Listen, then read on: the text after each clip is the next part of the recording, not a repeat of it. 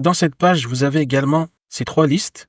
Première liste, al-uqoud, les dizaines, qui commencent à partir de 20. Ishrouna pour dire 20. Thalathouna pour dire 30. Arbaouna pour dire 40. Khamsouna, 50. Sittouna, 60. Sab'ouna, 70. Thamanouna, 80. Tis'ouna pour dire 90. Vous remarquez que leur terminaison est comme celle du jam' mudhakkar salim, donc le pluriel masculin régulier. Et la variation de cette terminaison sera comme celle du jam' mudhakkar salim, c'est-à-dire que ils sont marfou' bil waw et ils sont mansoub et majrour bil ya. Donc ishrouna deviendra ishrina quand il est mansoub ou majrour. Thalathouna deviendra thalathina et ainsi de suite jusqu'à tis'ouna qui deviendra tis'ina. Deuxième liste, al-mi'at, les centaines. Donc pour dire 100, on dira mi'atun. Le alif qui est après le mim dans mi'atun n'intervient pas dans la prononciation. Et il n'est pas obligatoire de l'écrire. Pourquoi il a été écrit à la base? C'est qu'à l'époque, il n'y avait pas les points et il n'y avait pas les hamza qui étaient écrites. Donc les deux points du ta marbuta n'étaient pas écrits et la hamza n'était pas écrite. Et il n'y avait pas les points, donc sans le alif, on pouvait confondre avec minhu. Minhu.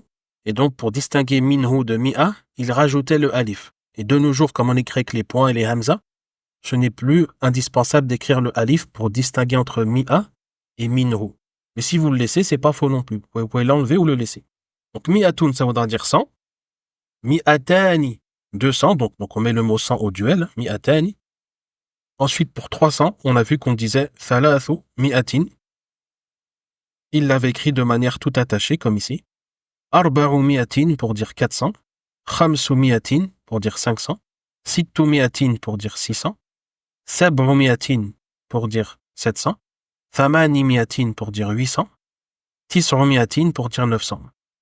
Donc vous voyez que la première partie, l'unité qui s'accroche au mot 100, finit par la damma à la base. Donc sauf pour le 800, Thamani mi'a, qui lui aura une kesra tout le temps juste avant le mi. Donc pour les autres qui ont la damma, attention, cette damma, elle peut changer. Si le nombre 300 devient mansoub, par exemple, ça va devenir thalatha mi'atin avec la fatha. S'il devient majrour, ça va devenir thalathi mi'atin. Donc la damma que vous voyez au milieu, donc à la fin de la première partie qui est attachée avec mi'a, elle peut changer. Par contre, la kesra qui est dans 800, elle ne changera pas. Thamani mi'a. Troisième liste, at-tartibi, c'est le nombre ordinal pour exprimer un classement ou un ordre. Donc pour dire premier, deuxième, troisième. Et pour l'instant, il n'a été vu que de 1 jusqu'à 10. Donc de 1 jusqu'à 10, on l'utilisera en tant que na'at, donc juste après le man'ut. Et donc il faudra l'accorder en genre. C'est pour ça que vous avez deux colonnes, la colonne au masculin et la colonne au féminin. Par exemple, si je veux dire le premier cours, ad-dars, comme il est masculin, je dirais ad-darasul awwalu. Par contre, si je veux dire la première séance, al-hissatu, qui finit par un ta marbuta, donc qui est muannaf, je dirais al-hissatul oula, la première séance. Donc al-oula, c'est le féminin de al-awwal. Donc vous remarquez que c'est le seul féminin qui n'a pas le ta marbuta. Mais il a un alif, et comme on a évoqué tout à l'heure pour ihda, le alif, quand il est en fin de mot et qu'il est en plus de la racine du mot, alors c'est une marque de féminin. Donc ad-darasul awwalu al-hissatul oula. Ensuite, pour le deuxième, on dira al-thani, et on ne fera pas apparaître la damma. On ne dira pas al-thaniyu, contrairement aux autres. Pourquoi? Parce que l'enchaînement iyu est considéré lourd à dire, comme dans le mot ralin que vous avez vu au début du tome 2. On devrait dire normalement raliyun, mais on dit ralin, on modifie le mot, et si on met alif lam, on dit al-rali au lieu de dire al-raliyu, pour éviter qu'il y ait l'enchaînement iyu qui est considéré lourd à dire en arabe.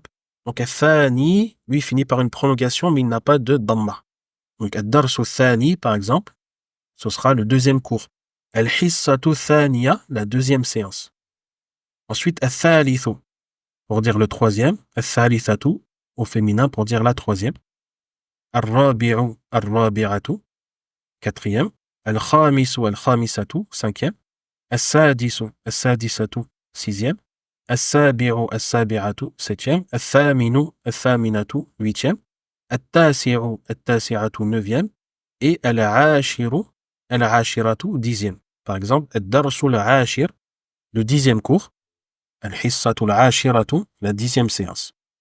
Il y a aussi une remarque sur qu'est-ce qu'on doit prononcer sur le shin dans le mot 10. Car vous avez remarqué que parfois vous entendez le soukoun et parfois vous entendez la fetha. Donc qu'est-ce qui fait qu'on va dire l'un ou l'autre? Donc ça dépendra du mardoud. Si le mot qui indique 10 est lié à un mardoud qui est mudhakkar, donc qui est masculin, il y aura une fetha sur le shin. Exemple, asharatu rijali. Donc pour dire 10 hommes, rijal comme c'est masculin, alors le mot 10 aura une fetha sur le shin. Asharatu. Autre exemple, sittata ashara. Donc on veut dire 16 livres, sittata ashara kitaban.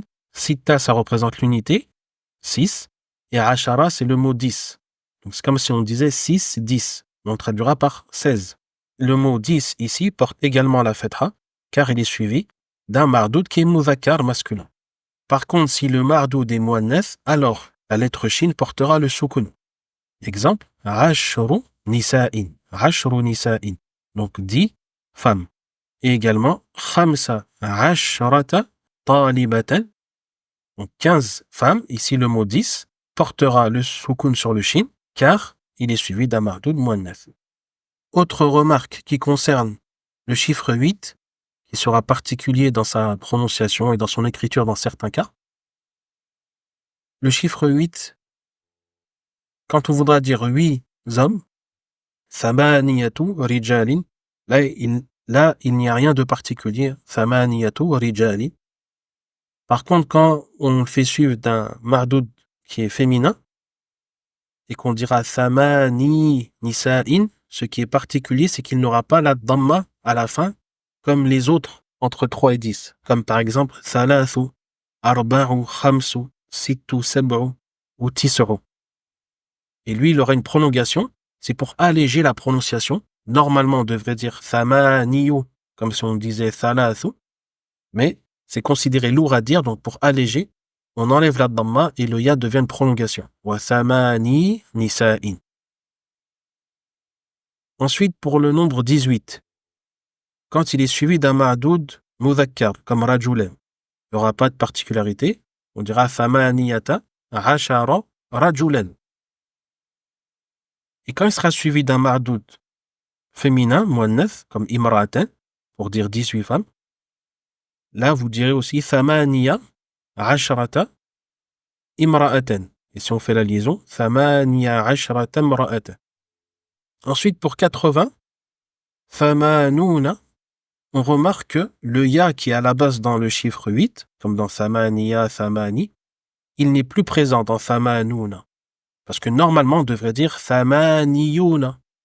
Comme ce qu'on dit thalathuna, arba'una, on devrait dire thamaniyuna. Mais on retrouve encore une fois l'enchaînement iyu.